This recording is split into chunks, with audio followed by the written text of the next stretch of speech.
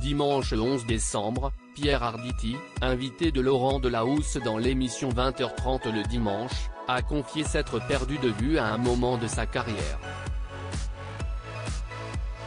Je me suis égaré, a-t-il expliqué, précisant qu'il avait besoin d'être reconnu, regardé par les autres. Plus de 50 ans de carrière et plus de 70 films dans sa filmographie.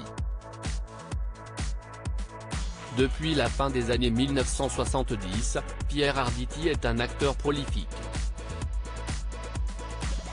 Et il ne compte pas s'arrêter tout de suite. Depuis mercredi 7 décembre, il est à l'affiche d'un nouveau film Maestro S, de Bruno Chiche, avec Yvan Attal. Film qui raconte la rivalité entre un père et un fils, tous les deux musiciens virtuoses.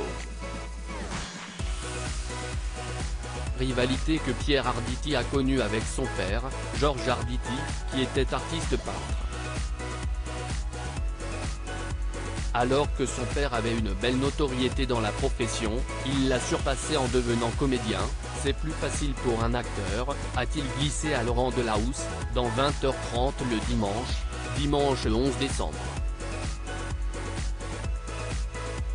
Il était fier de moi parce que j'arrivais à faire ce qu'il fallait faire, a-t-il ajouté, avant d'avouer avoir été grisé par la notoriété.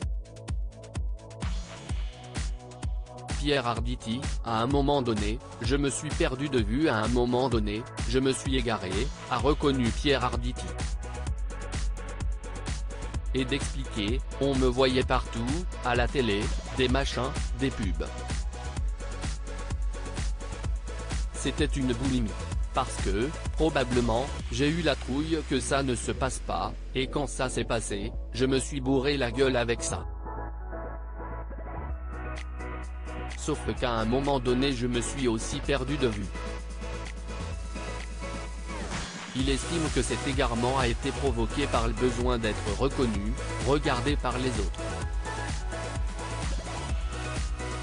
Sentiment assez commun pour un acteur, comme le disait le comédien Louis Jouvet, si on a envie d'être acteur, on a envie d'être regardé par les autres. Si ça ne reste que ça n'a aucun intérêt, mais ça commence par ça et c'est normal, a commenté Pierre Arditi, qui a fini par se retrouver.